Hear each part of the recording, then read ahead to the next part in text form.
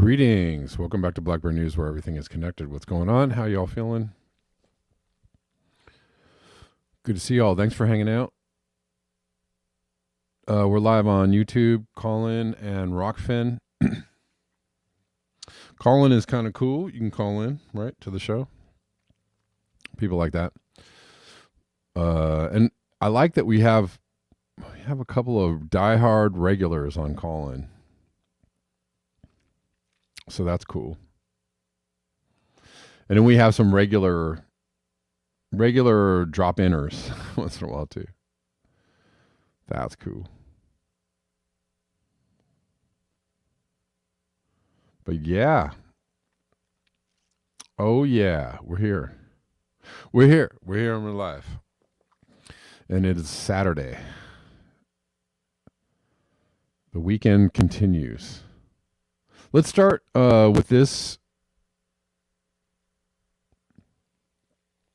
We'll start with this. I was showing these videos on Lake Mead a little while back during the summer. Here's an update though. The water in Lake Mead is continuing to drop, still dropping. We're not getting a lot of rain in the west. So there would be no reason, I guess, for it to rise, right? Probably won't rise until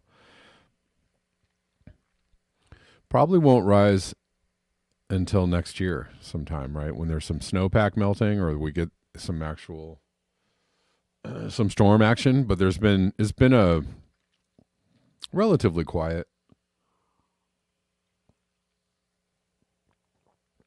fall into, early winter. As far as storms go, So let's watch this. We'll just watch the very beginning of this, okay? This guy's pretty cool. I like this guy. You see that white stain up there? The very top of that mountain? That's where the water used to be here at Lake Mead. Hundreds of feet of dropped water exposed all the boats that sunk 40, 50 years ago. A lot of you guys don't know the backstory on this stuff. We have new subscribers, new people that are tuning in. So I'm going to go back to the beginning and explain everything. I'm going to meet you up there at the top of Hemingway Harbor. Me, Junior, and Juju are going to explain how we got into this situation. And then we'll come back to explore these boats. So stay tuned. Let's get it. Guys, welcome back. A much requested video was another Lake Mead update. Heard that it dropped a little bit, so I'm going to give you a quick update. Right behind me, this sign right here shows where the water level was in the year 2000. And notice this massive drop of water since the year 2000. And every 100 to 200 yards or so, they have signs like this that show where the water was at within the last, 22 years. So that's why I'm here. We're going to show you a little bit of the stuff on the water, a couple boats that are exposed. We always have the fishing poles out while we're exploring. If we catch one, I'm a little bit on the hungry side. Probably going to do a catch and cook, fry one up on the boat real quick. Let's get into it. So where I was at was way over there.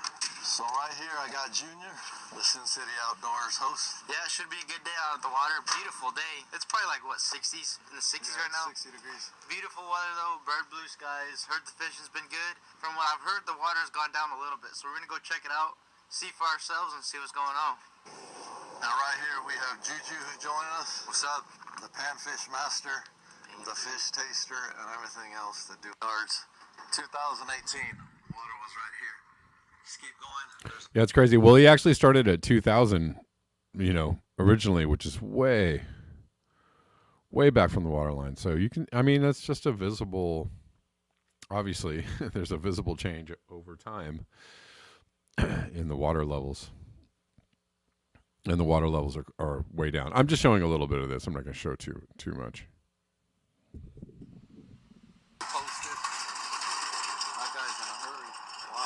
So that's why we haven't posted too much. The water's kind of stable. As far as bodies go, as the water was dropping, they found about 6 bodies out here due to the water drop. Just exposing old bodies that were either dumped there years ago by the mob or, drownings, whatever. So they haven't found a body in a few weeks, so that's a good sign. All right, let's do this. Alright, so I'm backing him into the water real quick. We'll see how hard it is. It looks shallow. What's going on over there? A lot of things happening in the Mississippi River. Times are getting crazy. So they're saying that it's the biggest drought they've had and it's extremely low. So we definitely want to get up there and do that. I'm retired Army. Adrian, he's out here following his YouTube dreams and could definitely make that happen. So just to give you kind of an idea, the very first body that they found was all the way up here.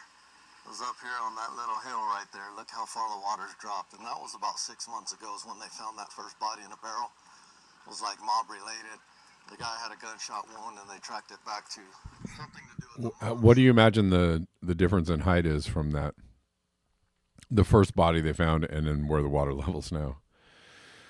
20 feet?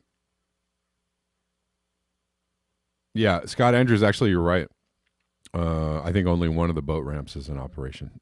So I just wanted to show that. I don't know. Sorry if it's kind of short. I didn't want to spend too much time on this video, but the water level is still dropping at Lake Mead. And that's a pretty exceptional difference right there from the first body that was found in the barrel 6 months ago to where the water is now. That is a significant drop in 6 months. Well, he also started, when he started the video out, he was like, a lot of people are really interested in what's going on here. Well, of course, yeah. You know, if you understand where your water comes from and your hydroelectric generation comes from, I mean, this affects a broad section of the population in the Southwest, right?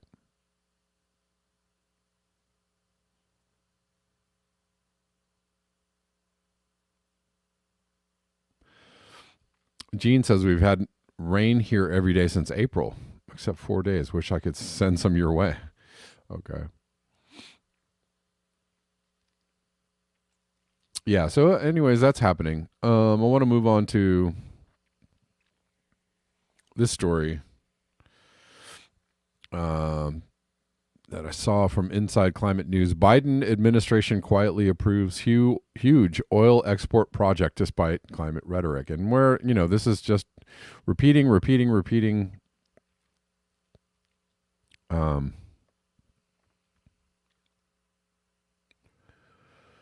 The story repeats itself over and over, all the way through the Biden administration. We are going to do something about climate change. We just care about the planet. We just care about the climate change. We are Democrats. We are doing the things about climate change. We are helping the earth, and we are friendly to the earth, and we care about you, and we care about your cares about climate change. And then really under, cover of darkness or under the unwatchful eye of the public, they do stuff like this over and over again. They're quietly approving a huge oil export project despite climate rhetoric. The Seaport Oil Terminal, 30 miles off the Texas coast, is the first of four proposed offshore terminals designed to dramatically expand the U.S. oil export capacity. Expand capacity. The Biden administration has approved plans to build the nation's largest oil exports. So this is in the opposite direction of the direction we're supposed to be going in, right? Climate change is real. Climate change is an emergency. Climate change is at our doorstep. Climate change is bringing on these insane changes in the weather. It's bringing on drought. Rivers and lakes are shrinking. And we need to expand oil production, oil exporting.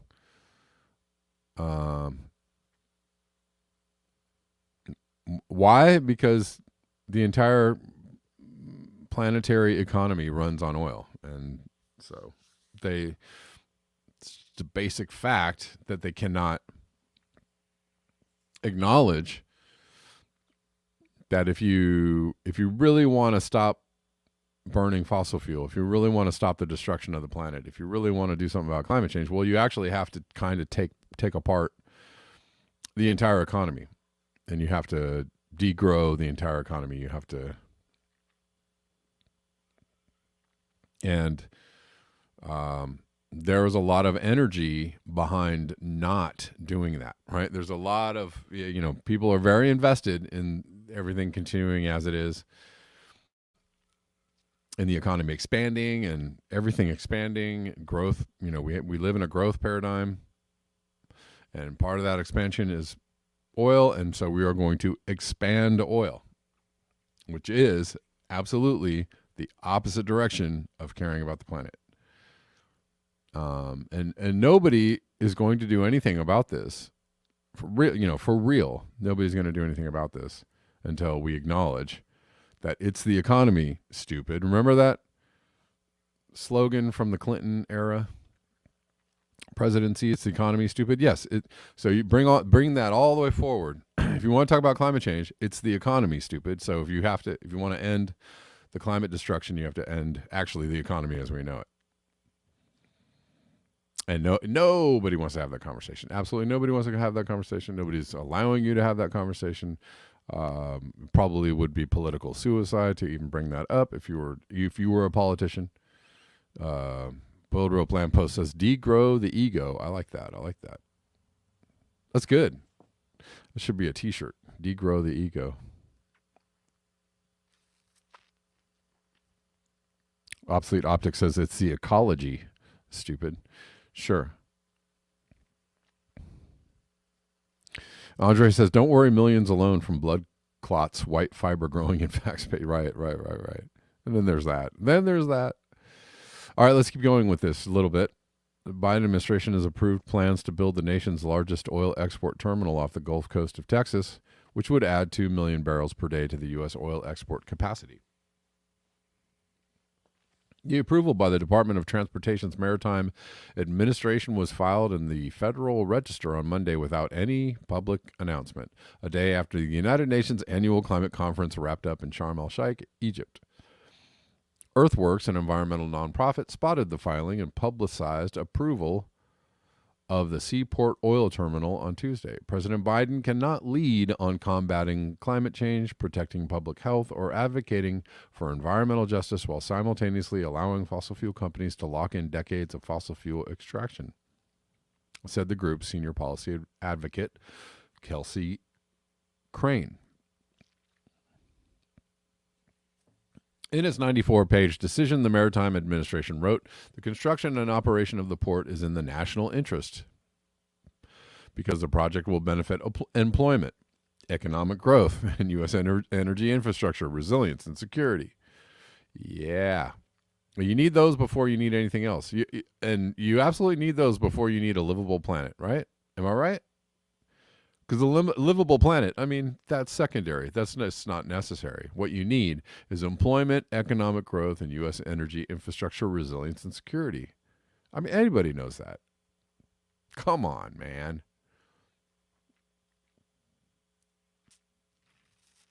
The port will provide a reliable source of crude oil to U.S. allies in the event of market disruption.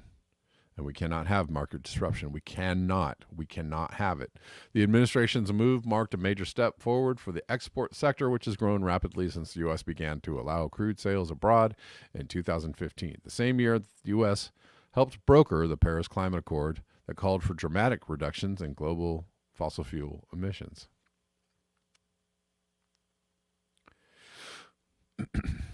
The export sector, I'm going to read that again. The export sector has grown rapidly since the U.S. began to allow crude sales abroad in 2015, the same year that the U.S. helped broker the Paris Climate Accord. All right. So that's one of these things. These things do not line up with each other as being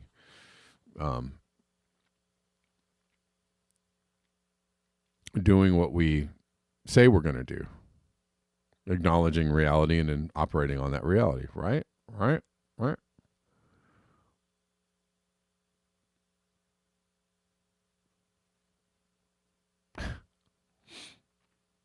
Goes on to say, President Biden has renewed United States leadership in the fight against climate change, the White House said ahead of the UN climate conference in Egypt this month. The president is delivering on his day one promises, positioning the United States to achieve our ambitious climate goals.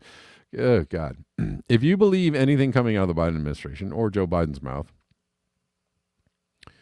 I don't know. Maybe pay attention to the things he says and the things he does, and then just work, operate on that.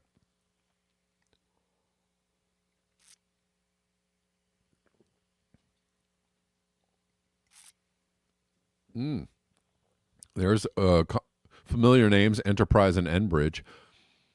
Approval of the Seaport Oil Terminal off the coast of Freeport, about 50 miles south of Galveston, gave its corporate developers, Enterprise and Enbridge, a clear lead in the race to build the first new offshore export terminal in the Gulf.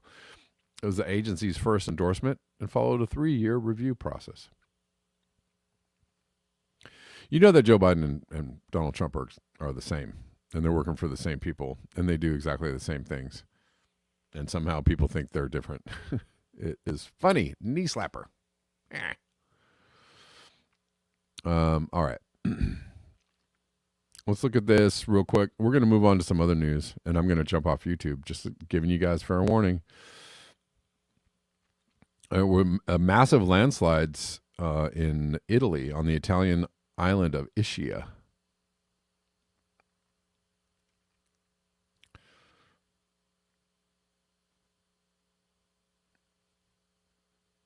Ischia, okay. Sorry, I couldn't help myself. One person was killed and 10 more were missing Saturday after heavy rain caused a landslide on the Italian holiday island of Ischia. Search and rescue operations are underway in the small town of Casamicciola Terme, and reinforcements are being sent from Naples, said the Italian fire brigade. But weather conditions are complicating the search. Man, that sucks. 8 people had been rescued as of Saturday evening local time, said the Civil Protection Department. Look at this.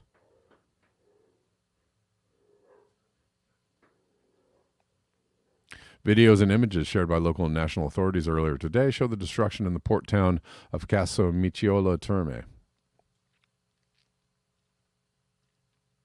Good Lord. Yeah, I saw a couple of videos and photos.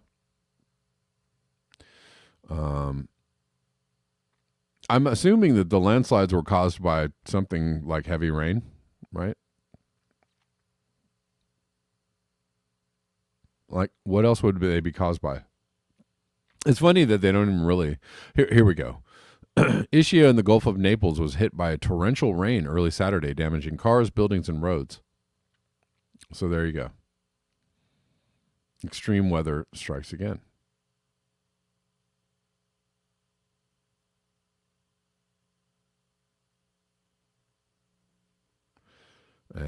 I guess we'll watch a little bit of video here.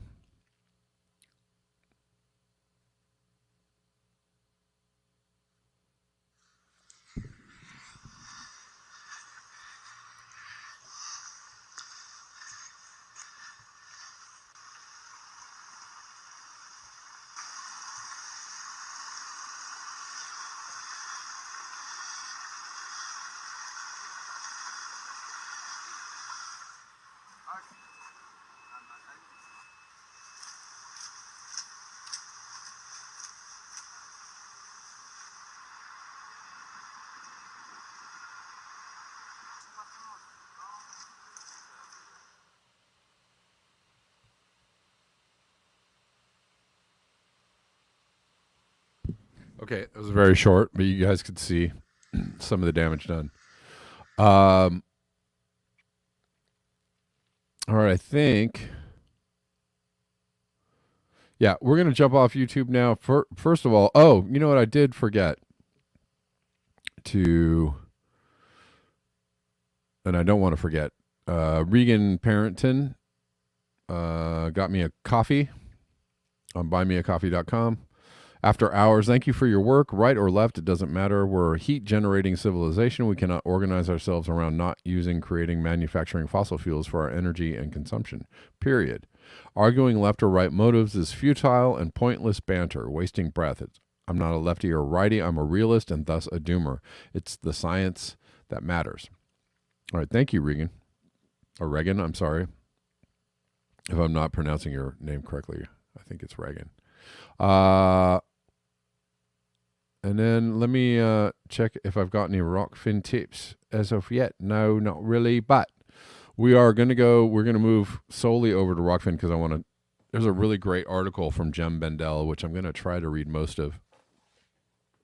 So I'm getting on my my reading brain. And yeah, so I'll see you guys on Rockfin. YouTubers, peace out. We'll see you again tomorrow at noon, pretty sure.